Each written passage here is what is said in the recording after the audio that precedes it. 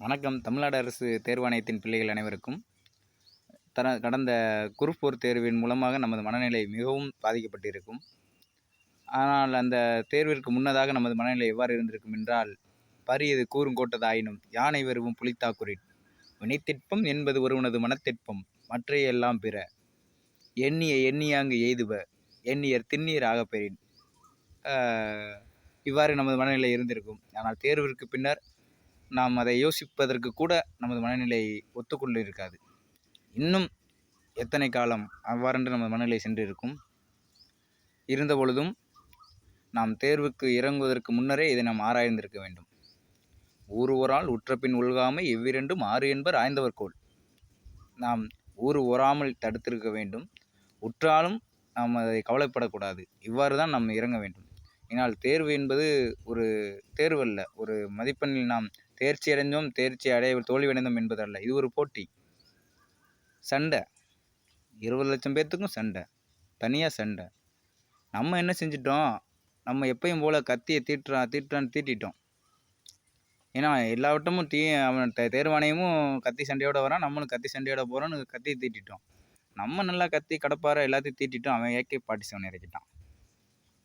தூரத்துலேருந்தே நம்மளை போட்டு தள்ளிட்டான். இருந்தாலும் நம்ம என்ன செய்யணும்? இடுக்கண் வருங்கால் நகுக. வேறு வழியே கிடையாது. ஏன்னா அதை தவிர்த்து அதை கடக்கிறதற்கு வேறு வழியே இல்லைன்னு வள்ளுவர்னு சொல்கிறார். இடுக்கண் வருங்கால் நகுக. நாம் அந்த துன்பத்தை இன்பமாக எடுத்து கருதினால் நம்மளுடைய எதிரிகளுக்கும் நம்மை சிறப்பு செய்யும்படி நம்ம இருப்போமா? சரிங்களா? அதனால் தேர்வாணையத்தின் பிள்ளைகள் என்னையும் சேர்த்து தான். தேர்வாணையத்தின் பிள்ளைகளை துவண்டு விடாமல் மறுபடியும் நம் முயற்சி செய்து கொண்டே இருக்க வேண்டும். ஆனால் இந்த முயற்சியை நமக்கு தடை செய்வது என்னவென்றால், என்ன ஒரு மனநிலை என்றால், போன தேர்வுகளில், அதாவது சென்ற 24 தேர்வில் நான் ஒரு 165 மதிப்பெண், அதாவது வினாக்கள் போட்டிருந்தேன். அதற்கு முந்தைய தேர்வில் நான் ஒரு 156 வினாக்கள் போட்டிருந்தேன். ஆனால் தற்போதைய தேர்வில் என்னால் 150ஐ தாண்டுவதற்கு, கடப்பதற்கு மிகவும் சிரமமாகிவிட்டது. மிகச் சிரமமாகிவிட்டது. அப்போ அவர்கள் நவீன ஆயுதங்களை இறக்கும் பொழுது நாமும் நவீன ஆயுதங்களுக்கு கடந்தாக வேண்டும்.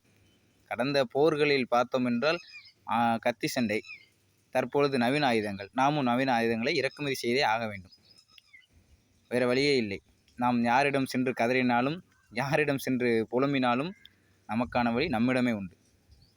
அதனால் நமது பிள்ளைகள், நண்பர்கள், அண்ணன்மார்கள் அனைவருமே நம்முடைய செய்கைகளுக்கு தக்க மதிப்பெண் நம்மளுக்கு வந்திருக்கும். அதை நாம் முழுமனதாக ஏற்றுக்கொள்வோம். வரும் காலங்களில் வரும் தேர்வுகளையும் நாம் திறமுடன் எதிர்கொள்வோம். நாம் இதற்கு எடுத்துக்கொள்ள வேண்டிய ஒரே செயல் முயற்சி தான். முயற்சி மட்டுமல்ல, விடாமுயற்சி. எனவே நமது மாணவர்கள் அனைவரும் துன்பம் உறவரினும் செய்க துணிவாற்றி இன்பம் பயக்கும் வினை. எவ்வளோதான் துன்பம் வந்தாலும் துணிந்து செய்யணும். ஏன்னா முடிவு இன்பமாக இருக்க போகுது. அதை மனசில் வச்சுக்கிட்டு, ஏன்னா முடிவு இன்பம். நாம் இப்போ எந்த ஒரு வேலைக்கு போனாலும் நமக்கு 15,000 மீறி சம்பளம், 15,000மே அதிகம், அதை மீறி சம்பளம் கிடைக்காது. அதுவும் போக நாம் இத்தனை காலம் இந்த தேர்வாணையத்தில் உள்ளே அமர்ந்து உள்ளோம். இவ்வாறு அமர்ந்திருப்பொழுது நம்மளுக்கு எந்த தகுதியும் கிடையாது. தம்பி என்ன வேலை பார்த்தீங்க, என்ன வேலை, எக்ஸ்பீரியன்ஸ்? ஐயா நான் தேர்வாணையத்தில் படித்தேன். எக்ஸ்பீரியன்ஸ். இது ஒரு அனுபவமாகவும் எடுத்துக்கொள்ள மாட்டார்கள். ஆனால் நம்முடைய படிப்பு நம்மளை என்றுமே கைவிடாது. இந்த சூழ்நிலை இல்லை. ஏன் ஒரு மேடை பேச்சிலும் நாம் தரமுடன் பேசுவோம். அவை அஞ்சாமை நாம் கற்றுள்ளோம். நம்முடைய உற்றார் உறவினருடனும் நாம் சகஜமாக பழகுவோம். ஏனென்றால் அதையும் நாம் கற்றுள்ளோம். அதனால் மாணவர்கள் அனைவரும் மறுபடியும் முயற்சி செய்யுங்கள். குடும்ப சூழ்நிலைகள் அனைத்துமே இருக்கும். முடிவும் இடையூறும் முற்றியாங்கு எய்தும் படுபயனும் பார்த்து செய்ய வேண்டும். நமக்கு இந்த செயலை செய்வதனால் என்ன முடிவு, அதனால் என்ன இடையூறு வரும், இதை செய்து முடிப்பதனால் நமக்கு என்ன பயன் வரும், இதை அனைத்துமே பார்த்து செய்ய வேண்டும். அவ்வாறு செய்தால் மட்டுமே, அவ்வாறு நாம் முன்னரே நமது மனநிலையை நாம் தயார்படுத்தி கொள்ள வேண்டும். ஒரு தேர்வு எழுதியவுடன் நமது மதிப்பெண் பார்த்துவிட்டு அடடா இது ஆகாது என்று ஒதுக்கினோம் என்றால் இந்த பழம் புளிக்கும். அவ்வாறு நாம் போவது போன்று. புளித்தாலும் இந்த பழமே எனக்கு வேண்டும் என்று நாம் நிற்க வேண்டும். இதுதான் என்னுடைய மனநிலை, என்னை சார்ந்தவர்களின் மனநிலை. நாம் தேர்வனை தயாரிக் கொண்டிருக்கும் மாணவர்களின் மனநிலையும் இவ்வாறு மாற்றிக்கொள்ள வேண்டும் என்று நான் விரும்புகிறேன்.